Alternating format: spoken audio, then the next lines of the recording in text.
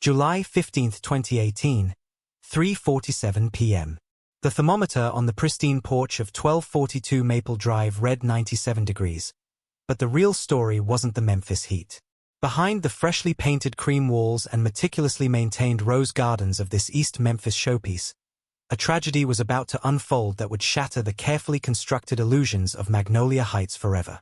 Sarah Mitchell's Victorian mansion stood as a monument to perfection, every blade of grass measured, every window gleaming in the Tennessee sun. But perfection, as the residents of this exclusive suburb would soon learn, often comes at a devastating price. The thing about Sarah, Barbara Watson would later tell the grand jury, her hands trembling around a glass of water, was that she worked so hard to make everything look perfect. Maybe too hard.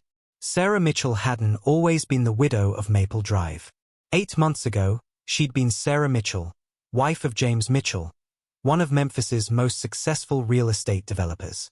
At 42, she was what her friends called preserved, a woman who fought aging with the same determination she'd once used to climb the real estate rankings. Her chocolate brown hair was always freshly highlighted, her tennis skirts precisely the right length to suggest country club propriety while hinting at something more. The $2 million life insurance policy James left her meant she never had to work again. The 4-bedroom Victorian meant she had space to host the neighborhood's most coveted dinner parties.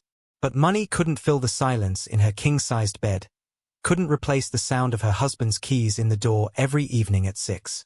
After James died, something changed in her eyes. Lisa Anderson, her next-door neighbor, would observe during the investigation. Like she was hungry for something money couldn't buy. That hunger found its target in Kevin Anderson, Lisa's 17-year-old son.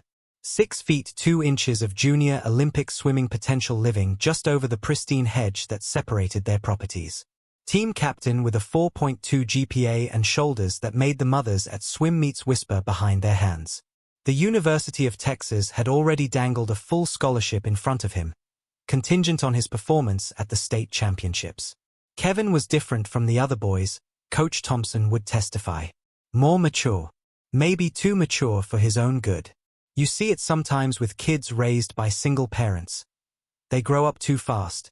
Lisa Anderson had raised Kevin alone since his father disappeared with his secretary and most of their savings when Kevin was 5. Working double shifts in the Methodist Hospital ER, she'd somehow managed to get them into Magnolia Heights, determined to give her son the opportunities she never had. The swimming scholarship was supposed to be their ticket to something better. I should have seen it coming, Lisa would sob in the witness stand months later. The signs were all there. The new clothes he couldn't explain. The late-night texts. The way he started missing morning practice to help Mrs. Mitchell with the yard. What kind of yard work happens at 7 a.m.? James Mitchell's death had been sudden. A massive heart attack during his morning jog. The irony wasn't lost on anyone. The health-conscious businessman who never smoked, never drank, dropped dead on the running trail he'd helped fund through his charitable foundation. He left behind not just a grieving widow but a legacy of community involvement that made Sarah's position in neighborhood society untouchable. Or so everyone thought. Barbara Watson, a retired English teacher whose bay window offered a perfect view of the Mitchell property, kept a detailed diary of neighborhood activities, a habit she'd never broken since her teaching days.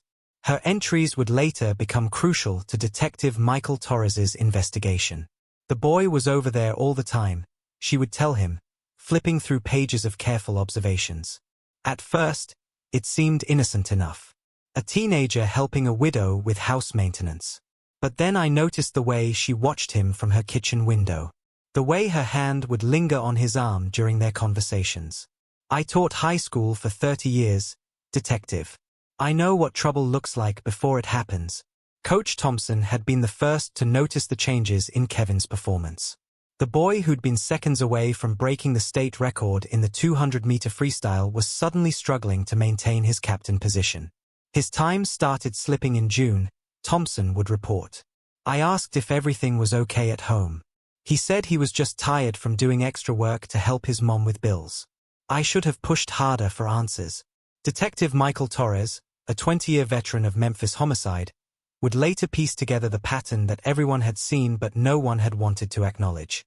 A widow too young and too beautiful, struggling with grief and loneliness. A teenage boy mature beyond his years, carrying the weight of his mother's sacrifices.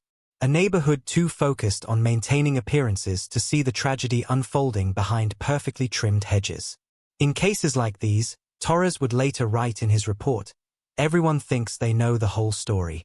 The grieving widow, the helpful neighbor boy, the concerned community. But behind closed doors, behind those perfect facades, there's always another layer. And sometimes, peeling back those layers reveals something that no one wants to see. Sarah Mitchell maintained her social calendar with military precision that summer. Wednesday book club, Thursday tennis, Sunday brunch at the country club. Everything designed to show the world she was handling widowhood with grace and dignity. But the cracks were starting to show. She started missing tennis matches, her doubles partner would later recall. She who never missed a game, not even the week after James died.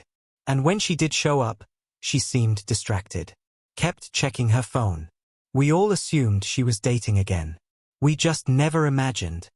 The stage was set. The players were in position. And in the stifling heat of a Memphis summer, behind the pristine facade of 1242 Maple Drive, a story of desire, desperation, and death was about to unfold that would leave an entire community questioning everything they thought they knew about their perfect neighborhood. Magnolia Heights wasn't just any Memphis suburb. It was a carefully orchestrated symphony of old money and new ambitions. Streets named after flowers curved gracefully between homes that started at 7 figures, each one trying to outshine its neighbor while pretending not to try at all. The kind of neighborhood where gardeners arrived every Thursday at exactly 9 a.m., and deviation from this schedule was cause for urgent discussion at the weekend garden club. The Mitchell house sat at the intersection of Maple Drive and Magnolia Circle, commanding attention from every angle. A 3-story Victorian painted in historical cream with hunter green trim. It boasted original stained glass windows that cast colorful shadows across the wraparound porch. The house had been James's wedding gift to Sarah, purchased when she was still a rising star at Memphis Elite Realty.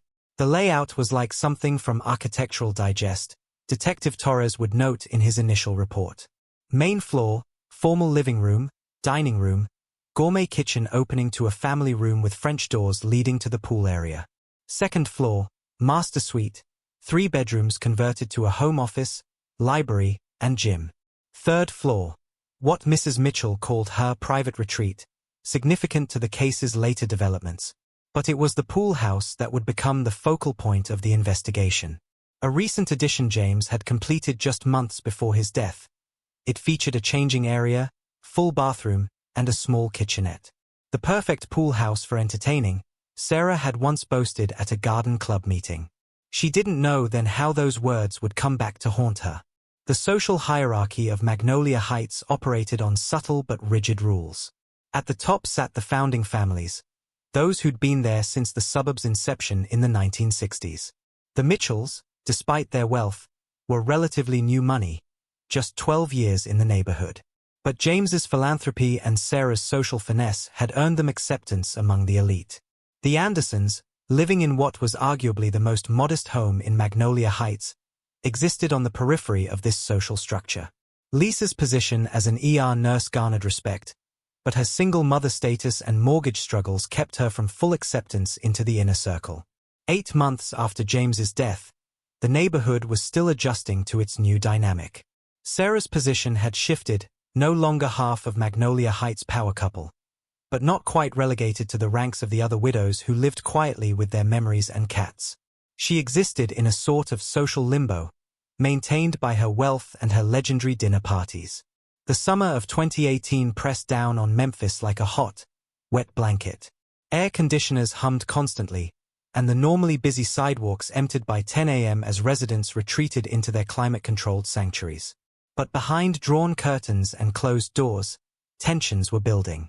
Sarah's isolation grew incrementally, like shadows lengthening across her perfect lawn. First, she missed a tennis match, a previously unthinkable occurrence. Then the Wednesday book club began meeting at Caroline Peterson's house instead of hers. She said she was redecorating, Caroline would later tell Detective Torres. But we could see Kevin Anderson's truck parked in her driveway through the front window. The yard work became a neighborhood talking point, though never directly addressed. Kevin would arrive early, often before the dew had dried on the grass. His sessions grew longer, more frequent. The lawn that only needed mowing once a week somehow required attention every other day. I saw him washing her car one morning, Barbara Watson noted in her journal. Shirtless, while she watched from the porch.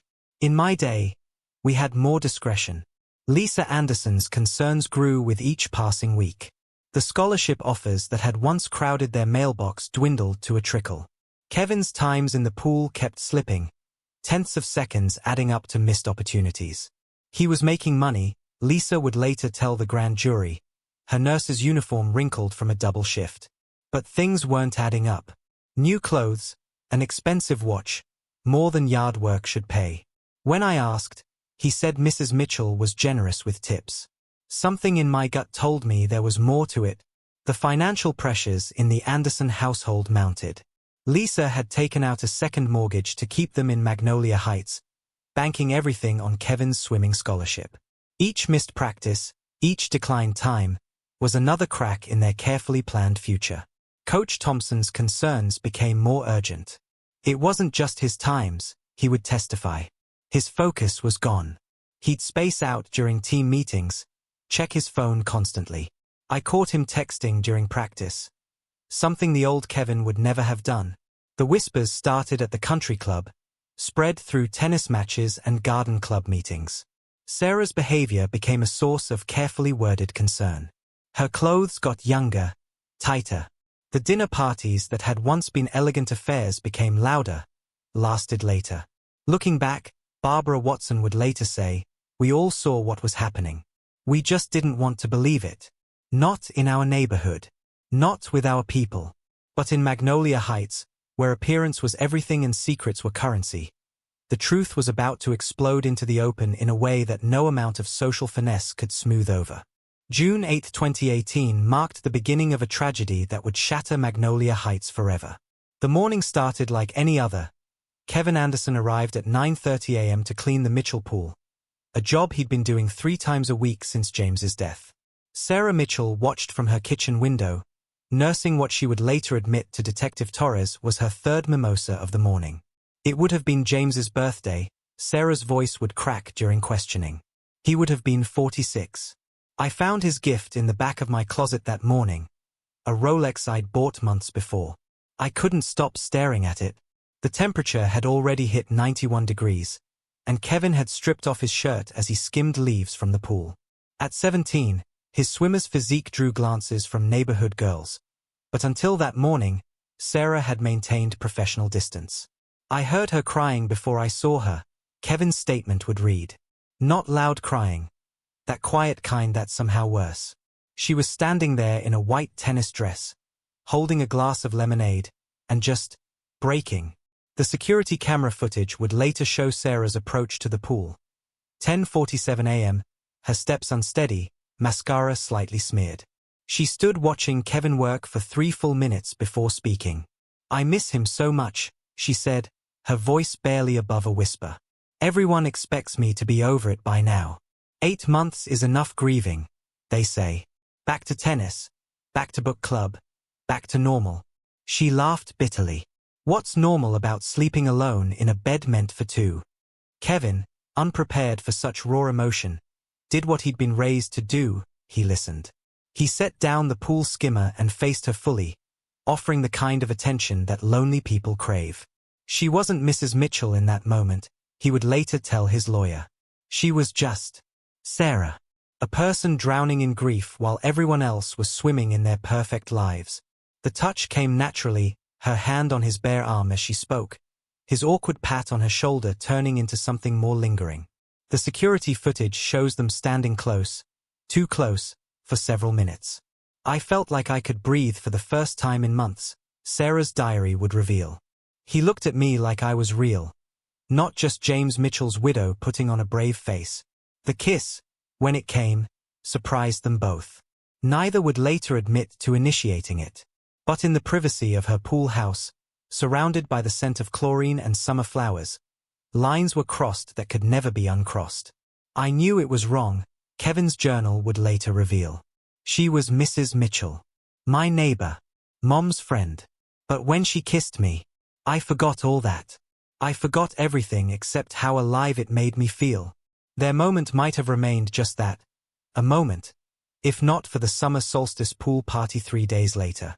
Sarah had already invited half of Magnolia Heights, a tradition she couldn't cancel without raising suspicions. Kevin arrived early, officially to help set up. The security cameras caught their furtive glances, the way their hands brushed when passing plates, the loaded silence when they found themselves alone in the kitchen. Something had changed, Barbara Watson would write in her journal. The way they moved around each other, like magnets pretending not to be pulled together.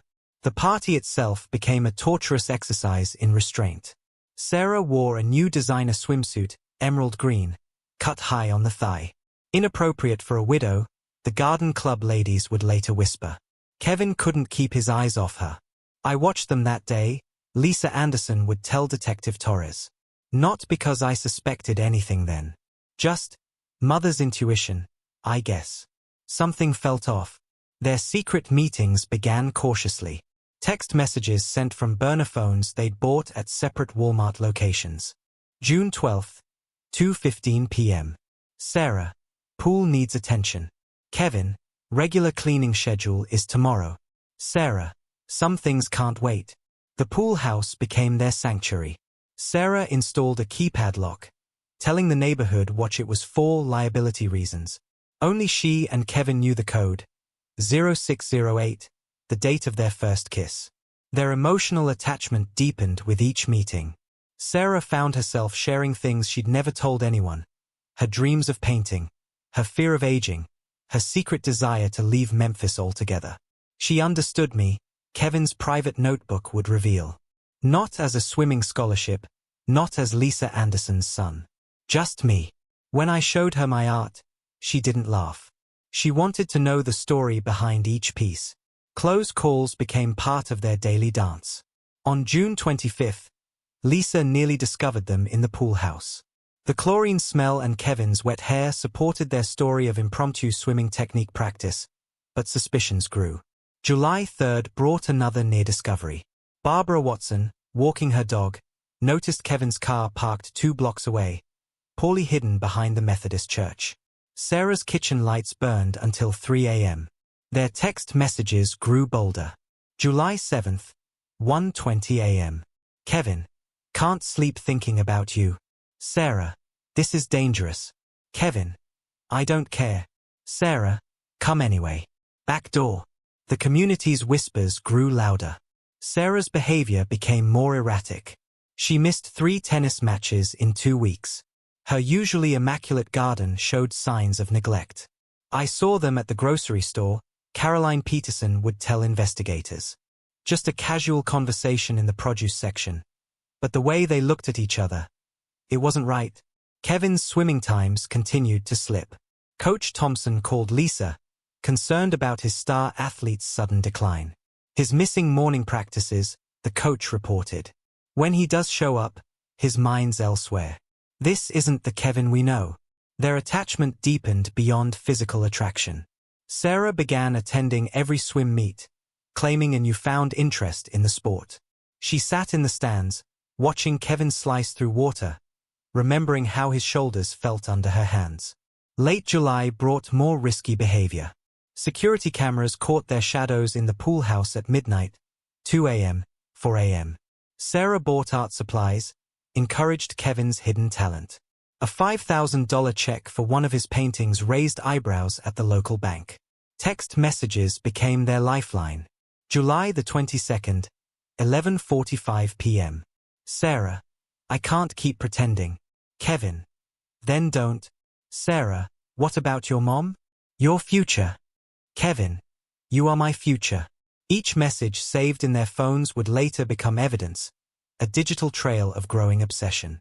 The burner phones they thought were clever would eventually lead to their undoing. Their carelessness grew with their desperation. Neighborhood teenagers spotted them behind the church, in her car, at midnight. Local shops saw them together at odd hours, her hand lingering too long on his arm. I should have said something, Lisa would later sob to Detective Torres. A mother knows. God help me. I knew something was wrong. I just never imagined, never thought. By early August, the situation was a powder keg waiting for a spark. Sarah had stopped attending book club entirely. Kevin's scholarship offers sat unopened in the mail. They were lost in their own world, blind to the growing suspicions around them. Barbara Watson's final journal entry before the incident would prove prophetic. Watched Sarah and the Anderson boy by the pool today. There's something dangerous in the way they look at each other. In my 30 years of teaching, I've seen that look before. It never ends well. The fuse was lit. The only question was who would be caught in the explosion. The beginning of the end started with a mother's routine task. On August 2, 2018, Lisa Anderson was doing laundry in her modest Memphis home when she discovered something that would shatter her world. A Cartier receipt tucked into her son's swim team jacket pocket. $7,000, Lisa would later tell Detective Torres, her nurse's uniform still wrinkled from another double shift. My son, who made $12 an hour cleaning pools, had somehow bought a watch worth more than my monthly mortgage payment. The receipt was just the beginning.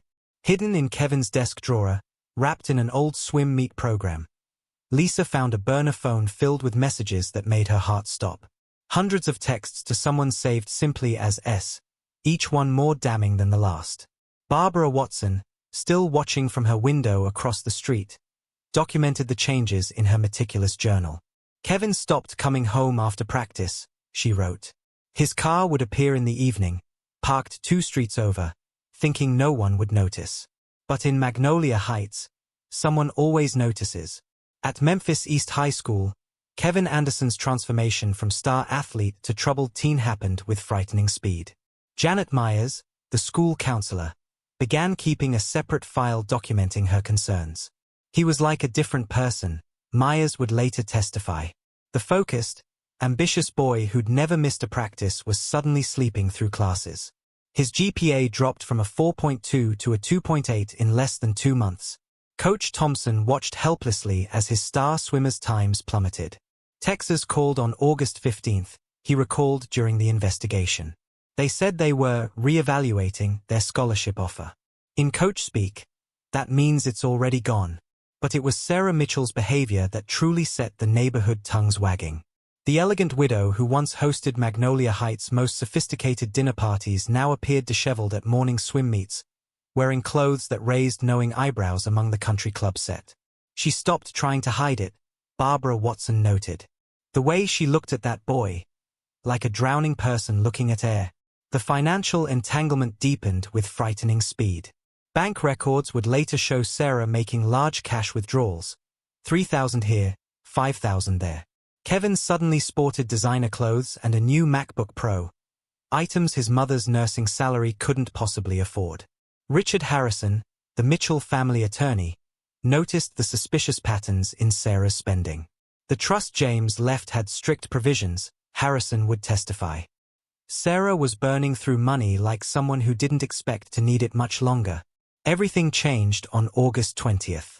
A plain white envelope appeared in Sarah's mailbox, containing poolside photos that left nothing to imagination.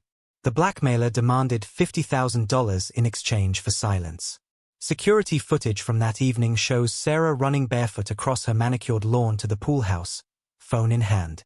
The conversation that followed would later be played in court, a frantic woman realizing her carefully constructed world was crumbling. Lisa Anderson finally confronted her son on August 23rd, after finding a handwritten love letter that confirmed her worst fears.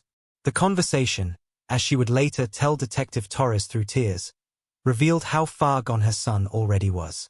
He looked at me with James Mitchell's watch on his wrist and lied to my face, Lisa recalled. My son, who'd never so much as missed curfew, stood there telling me I was imagining things while wearing evidence of his lies on his body. The community's whispers turned to shouts when Sarah missed James's memorial service at First Presbyterian. Instead of honoring her dead husband's memory, security cameras at Memphis International Airport captured her with Kevin in the short-term parking lot, engaged in what one witness described as an emotional confrontation. Anonymous tips began flooding school administration, each one more detailed than the last, building a picture that no one wanted to see but couldn't ignore. By August 25th, the school had no choice but to act. Kevin's suspension from the swim team made the local news, another crack in the facade of Magnolia Heights' perfect veneer. The second blackmail demand arrived on August 27th, $100,000 this time, with copies of text messages that would destroy them both. Sarah withdrew the money without hesitation, emptying an account James had set aside for charity donations. Detective Torres would later trace the money's path through 5 different drop locations, each one leading closer to the tragedy that was about to unfold. She was desperate, Torres would testify. And desperate people make fatal mistakes. The final night, August 28th, played out like a Greek tragedy. Security footage shows Sarah pacing her kitchen at 11:47 p.m., phone clutched to her ear like a lifeline. Her last conversation with Kevin, captured by the pool house security system, revealed 2 people who had lost all touch with reality. Sarah's plan was simple in its desperation. They would run away together, start fresh somewhere no one knew them. She had money, connections, dreams of a new life. But Kevin's response shattered more than just their fantasy. "I'm 17, he said, his voice barely a whisper on the recording. When Sarah protested that age was just a number, his reply would later echo through the courtroom. "No, it's evidence." The silence that followed lasted exactly 42 seconds. In less than 24 hours, one of them would be dead, and the other's life would be destroyed forever. But in that moment, in the quiet of a Memphis night, 2 people faced the reality of what they'd become, and what it would cost them both. The tension in Magnolia Heights reached its breaking point in the final days of August 2018. As Lisa Anderson's email to the school board circulated through administrative offices, the carefully maintained privacy of Memphis's elite suburb began to crumble. That email changed everything, Principal Margaret Rhodes would later testify. When a parent explicitly accuses a neighbor of exploiting their child, we can't look the other way, no matter who's involved. The police tip line, which had been quiet for months, suddenly lit up with anonymous calls. Detective Torres's log from August 29th reveals the community's growing panic.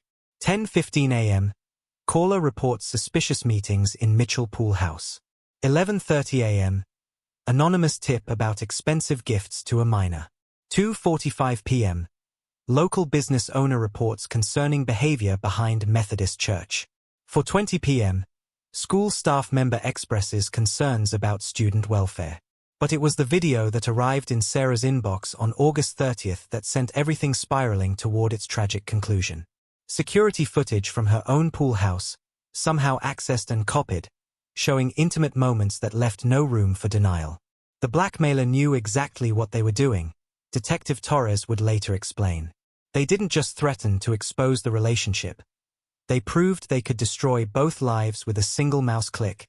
The demand was simple: $200,000 by midnight, or the video would be sent to every phone in Magnolia Heights.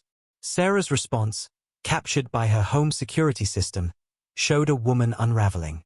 She spent 3 hours pacing her kitchen, making frantic calls to her bank, her lawyer, and finally, fatefully, to Kevin.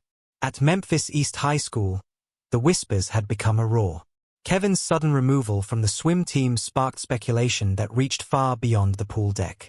Coach Thompson found himself fielding calls from college recruiters, trying to explain the unexplainable. How do you tell Texas that your star swimmer isn't just slipping? He's drowning in something you can't even discuss. Thompson would later ask the grand jury. Lisa Anderson's worst fears were confirmed when she received an anonymous envelope at the hospital where she worked. Inside were photos of her son leaving expensive restaurants with Sarah, receipts for jewelry, hotel charges from neighboring towns. The final item was a handwritten note. "Do you know where your son really is when you're working nights?" The confrontation that followed shook the Anderson household to its foundation. Lisa, still in her scrubs from a 12-hour shift, waited up until Kevin came home at 2 a.m. "I didn't even recognize him anymore," Lisa would sob during her testimony. "When I showed him the photos, he didn't deny it. He just looked at me with these dead eyes and said, 'You don't understand our love.'" By September 1st, the school administration had no choice but to take official action. An emergency meeting was called, attended by the principal, school counselors, and district administrators. The decision was made to contact the authorities. Sarah's desperation reached new heights when she learned of the school's involvement. Security cameras captured her attempting to enter Memphis East High School at 7:15 a.m., presumably to intercept Kevin before classes. The school's resource officer, recognizing her from swim meets, escorted her off the property. The community's reaction was swift and merciless. The same social circles that had embraced Sarah after James's death now turned their backs. Her tennis club membership was quietly revoked. The garden club chose a new location for their weekly meetings. Her name vanished from charity committee lists. Barbara Watson's final journal entry dated September 2nd captured the neighborhood's growing fear. Watched Sarah packing boxes into her car at 3 a.m. The boy was there, helping her. Something's about to break. God help us all when it does. The police, now actively monitoring the situation, noted increased activity at the Mitchell house. Large withdrawals from multiple banks. Travel websites searched on her computer. 2 new burner phones purchased at different locations. Detective Torres, reviewing the evidence later, would identify September 3rd as the point of no return. "We found a half-written letter in Sarah's study," he would testify. It started as an apology to her dead husband and ended as a goodbye note to Kevin. That's when we knew we were racing against time. The final 24 hours saw a flurry of activity. Sarah liquidated one of her larger investment accounts. Kevin skipped school entirely, his absence noted but not reported given the ongoing investigation. Multiple witnesses reported seeing Sarah's Mercedes at the Memphis International Airport, then later at a small private airfield outside the city. The last person to speak to them both was, ironically, Lisa Anderson. Her call to Detective Torres at 11:42 p.m. on September 3rd would be the catalyst for everything that followed. "My son just came home to pack a bag. He said he's leaving with her. Said they have it all planned out. Please stop them before it's too late." As midnight approached on September 3rd, 2018, the temperature in Memphis still hung at 85 degrees. Security cameras caught final images of Sarah Mitchell entering her pool house at 11:58 p.m. Kevin Anderson's car was seen turning onto Maple Drive at 12:03 a.m. What happened in the next 4 to 5 minutes would leave one person dead, another facing life in prison, and a community forever changed by the consequences of secrets too dangerous to keep. September 4th, 2018. 12:03 a.m. The security cameras at 1242 Maple Drive captured Kevin Anderson's silver Honda Civic turning into Sarah Mitchell's driveway, headlights off. The temperature still lingered at 85 degrees, the Memphis air thick with late summer humidity and approaching tragedy. "The timestamp on that footage haunts me," Detective Torres would later confess. "If we'd been 5 minutes faster, maybe things would have ended differently." Sarah Mitchell waited in the pool house, surrounded by hastily packed bags and stacks of cash withdrawn from 3 different banks. The security footage shows her pacing, checking her phone, jumping at every sound. On the antique desk that James had restored lay 2 one-way tickets to Cancun, departing at 6:15 a.m., purchased under false names. 12:07 a.m., Kevin enters the pool house. The exterior camera captures his expression, not the love-struck teenager of previous months, but something harder, colder.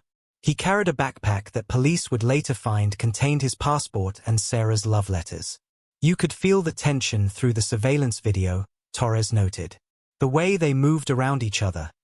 This wasn't a meeting of lovers. This was a powder keg waiting for a spark." The pool house security system recorded their final confrontation in chilling detail. Sarah, clutching airline tickets, laying out their escape plan. Kevin, standing by the door, his swimmer's frame rigid with newfound resolve. "I can't do this anymore," his words would later be transcribed for the jury. "My mom knows everything. The school's involved. This has to end." Sarah's response, as described by the forensics team analyzing the audio, shifted from pleading to rage. The woman who had once hosted Magnolia Heights' most elegant dinner parties was now screaming, her words echoing off the pool house walls. 12:23 a.m., the first signs of violence. A splash as something, later identified as a crystal vase, shattered against the wall. Sarah's voice, hysterical now. "You promised me. You said you loved me." The security footage shows Kevin turning to leave.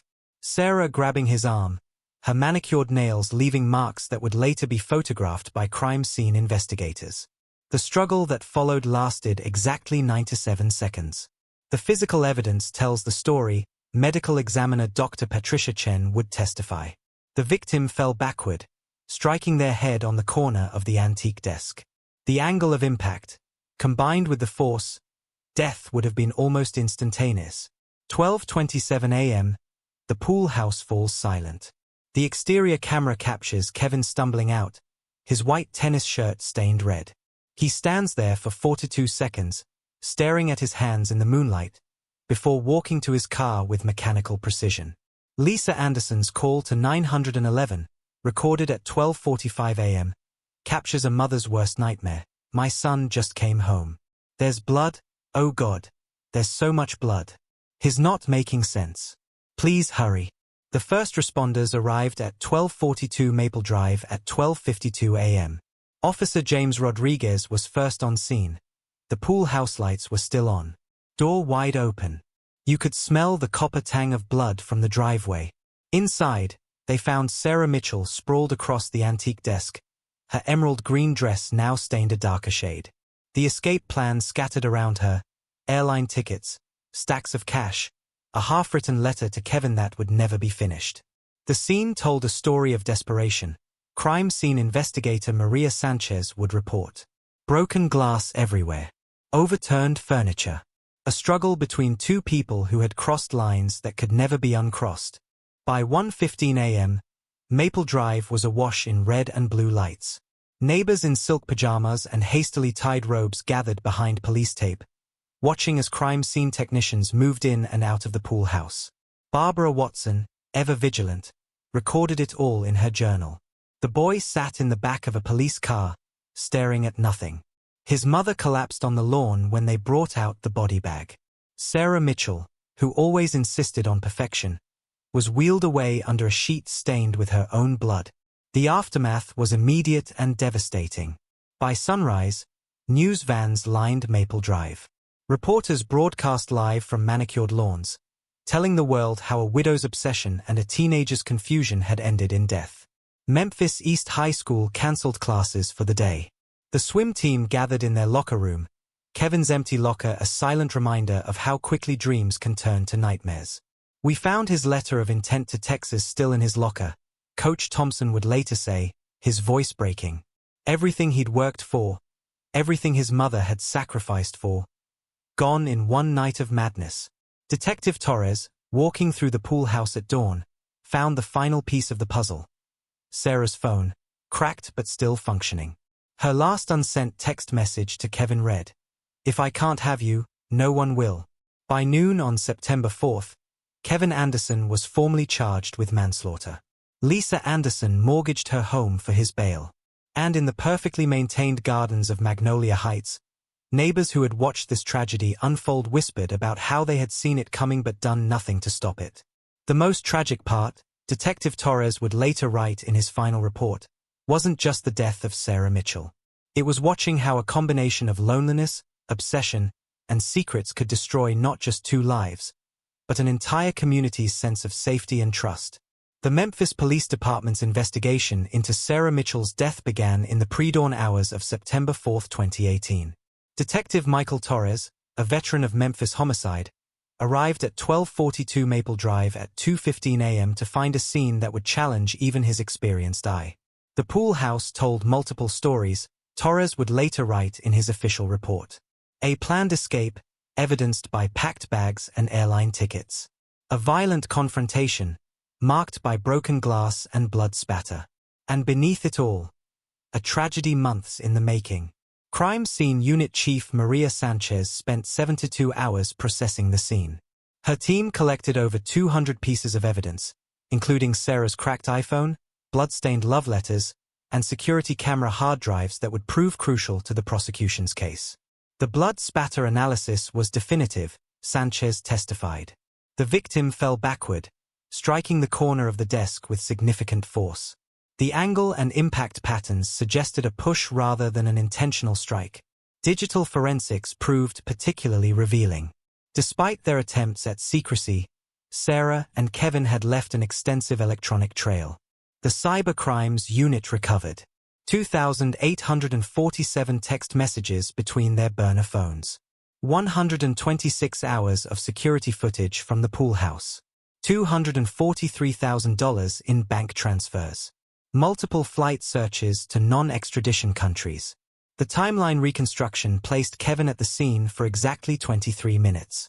Every moment was captured on camera, Torres noted. From his arrival at 12:03 a.m. to his departure at 12:26 a.m., we could account for every second. Witness interviews painted a picture of escalating obsession. Barbara Watson provided months of detailed journal entries. The school counselor shared records of Kevin's declining academic performance. Even the local Cartier boutique manager testified about Sarah's unusual purchases for a younger relative. Kevin Anderson's arrest on September 7, 2018, made national headlines. The charges: manslaughter in the second degree. The perp walk from police headquarters to the courthouse became iconic. A 17-year-old swimming champion in handcuffs, his future drowning in the consequences of a fatal attraction. The state recognizes the complexity of this case, District Attorney Eleanor Martinez announced. We have a deceased woman who exploited a minor, but also a young man who took a life. Justice must balance both truths. The defense strategy, led by prominent attorney James Sullivan, focused on Sarah's manipulation of a minor. This wasn't murder, Sullivan argued in his opening statement. This was the tragic end to a pattern of adult exploitation. My client was as much a victim as the deceased. The prosecution, however, had the security footage. Frame by frame, they showed the jury the final confrontation. Sarah's attempts to prevent Kevin's departure. The struggle. The fatal push. Expert testimony became crucial. Dr. Patricia Chen, the medical examiner, confirmed the cause of death: blunt force trauma to the occipital region, consistent with impact against the desk corner. Death would have been nearly instantaneous. Psychologist Dr. Robert Nash testified about grooming behaviors and trauma responses. The defendant exhibited classic signs of manipulation by an authority figure. The gifts, the secrets, the isolation from family, these are textbook patterns. The trial lasted 6 weeks. Lisa Anderson attended every day, watching her son from the gallery as his swimming achievements were reframed as evidence of his strength. Strength that made the fatal push more damning in the prosecution's narrative. Barbara Watson's testimony proved particularly compelling. Reading from her journal, she reconstructed months of observations. July 15th, saw Kevin leaving Sarah's at 3 a.m. July 22nd, Sarah buying him expensive gifts at the mall. August 1st, obvious intimate moment by the pool. I watched this disaster unfold like a Greek tragedy. The school counselor's records painted a picture of systematic decline. Dropping grades, missed practices, withdrawn behavior. It was like watching someone slowly drown, she testified, and being unable to throw a lifeline. The verdict came down on October 23, 2018. After 14 hours of deliberation, the jury found Kevin Anderson guilty of manslaughter in the second degree, but with a recommendation for leniency given the circumstances. Judge Harold Matthews, known for his strict sentences, surprised the courtroom with his ruling. The court cannot ignore the unique circumstances of this case. The defendant, while legally responsible for Sarah Mitchell's death, was himself a victim of exploitation. I sentence Kevin Anderson to 5 years, with possibility of parole after 3. The sentence acknowledged both the loss of life and the manipulation that led to it. As one juror later told the Memphis Commercial Appeal, there were no winners here. Just different degrees of tragedy. Kevin Anderson was led from the courtroom in handcuffs, his swimming scholarships replaced by a prison number. Lisa Anderson collapsed in the gallery, her son's future now measured in parole hearings rather than Olympic trials.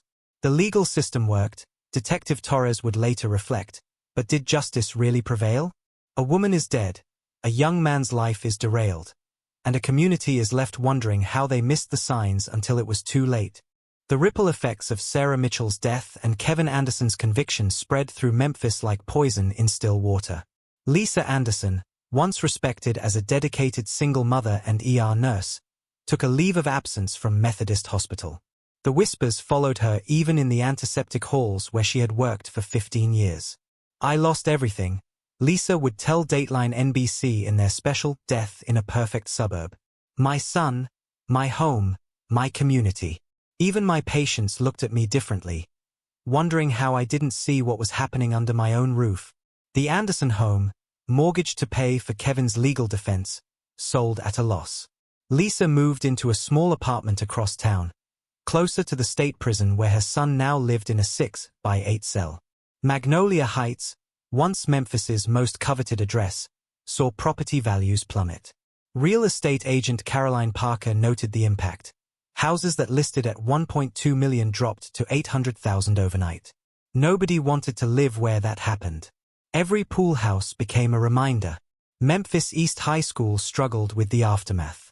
The swim team, once state champions, couldn't shake the shadow of their former captain's fall. Coach Thompson resigned at the end of the semester, telling the school board, "Some stains don't wash out of the water." The media coverage was relentless. National news vans camped on Maple Drive for weeks. "Cougar killer or victim," screamed tabloid headlines. True crime podcasts dissected every detail, turning neighbors' testimonies into downloadable entertainment. Barbara Watson, whose detailed journals had helped convict Kevin, found her own role in the tragedy haunting her retirement. "I watched it happen. Wrote it all down. But I never spoke up until it was too late." Support groups emerged from the wreckage. Mothers Against Predatory Relations, MAPR, formed in Sarah's own church basement, ironically led by Lisa Anderson. "If we can save one child, prevent one family's destruction," she told supporters, "then maybe some good can come from this nightmare." September 2023 found Magnolia Heights changed beyond recognition. The Mitchell house, unsold for years, was finally demolished. In its place, the community built a meditation garden, though locals noted how few people actually used it. Kevin Anderson, released after 3 years for good behavior, moved to Seattle where his aunt lived. "Too many ghosts in Memphis," his mother explained to former neighbors. He never swam competitively again. The case sparked legislative change. The Mitchell-Anderson Act passed in Tennessee, requiring schools to provide comprehensive training on recognizing and reporting inappropriate student-adult relationships. Memphis East High School instituted the most rigorous supervision protocols in the state. Security cameras, once focused on external threats, now monitored every interaction between students and adults. The swimming program never fully recovered. The prevention program, See Something, Save Someone, became mandatory in all Memphis schools. Barbara Watson, seeking redemption, became its most passionate speaker. "We all think it can't happen in our neighborhood," she would tell parents. "That's exactly why it does." Lisa Anderson's support group expanded nationwide, with chapters in 30 states. She dedicated her life to educating parents about the subtle signs she had missed. Her speaking engagements at nursing conferences focused on helping healthcare workers recognize exploitation patterns. The trauma lingered in unexpected ways. Property records showed that every home with a pool house in Magnolia Heights either removed it or converted it to open-air cabanas. The neighborhood pool, once a social hub, stood eerily empty most summers. Detective Torres, who retired in 2022, kept the case file on his desk until his last day. "Some cases change you," he reflected in his retirement interview. This one changed a whole community's innocence. Perhaps most telling was the memorial plaque in the meditation garden. After heated community debate, it read simply, "For those we failed to protect. May we learn. May we watch. May we speak." The Memphis Commercial Appeals 5-year retrospective noted how the case had become a cautionary tale taught in criminal justice classes across the country. The Mitchell-Anderson tragedy, the article concluded, reminds us that sometimes the greatest dangers lurk not in the shadows, but in plain sight, behind perfect lawns and pristine facades. Lisa Anderson's final public statement, made on the 5th anniversary of Sarah's death, perhaps best captured the lasting impact. "We all thought we were living in a perfect neighborhood, where things like this couldn't happen. That illusion of perfection was exactly what allowed this tragedy to unfold." The cameras caught everything except what mattered: our failure to protect our children, even from those who claim to love them. Magnolia Heights never regained its status as Memphis's premier suburb. But perhaps that was fitting, a reminder that no amount of wealth or prestige can protect a community that chooses to look away until it's too late.